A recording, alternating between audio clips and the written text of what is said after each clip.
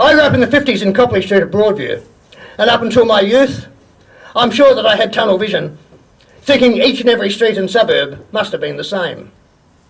I lived with my mum and dad, my sister and 2 brothers, in a red brick house with a tiled roof and a paling fence. In fact, everyone in Copley Street had a red brick house with a tiled roof and a paling fence. Not to mention medals that got pinned to proud chests on Anzac Day. And everyone in Copley Street had a war service home and a war service loan that ran at 4.5%. And most would put their hands up to show an even lower interest in the Liberal governments of the day. And most, although perhaps not all, paid dearly over time to qualify for that rate. In our household, we learned early on about Pig Iron Bob and about how things come back to haunt us. And Honest Tom too. We knew how he looked after us, gave all us kids a bottle of lukewarm milk to drink each day for fronting up to school. Weren't we lucky? And weren't our teachers lucky too? Lucky to have less than 40 to a class. Yeah, and even then we knew our class.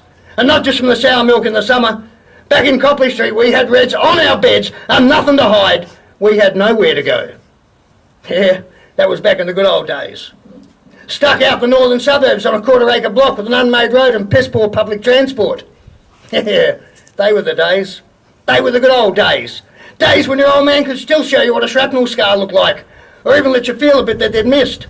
Or nights when your old man woke screaming and raging, when you took cover of the blankets, and Vietnam still to come. Wasn't that something to look forward to? Yeah, the good old days. Those days when you'd either swelter or freeze in those outmoded temporary classrooms at the local tech, where half your teachers wore RSL badges and were just as neurotic as most of your fathers, and keen as mustard to punch them in their classroom, or try to pin it to the wall of the woodwork room with a chisel, or nail you with a flying mallet. Yeah, they were the days. The good old days. When you left school at 15, undereducated yet still knowing too much, going out in the big wide world with brill cream in your hair, strutting your stuff in your stovepipe pants and your pointy shoes, your shirt collar turned up to overstate your politics, only to get dragged down a laneway and belted by the anti-larrikin squad because Honest Tom said he'd have the police clean up all the bodgies and widgies. Oh yeah, they were the days. Most of those red brick houses have been painted now. Their tiled roofs resprayed too, and the paling fences went long ago, helped along by kids who made them into makeshift guns to play their war games with before they knew. Most of those original men from Copley Street are dead now, and some of the women too, and those who are left grow old and frail.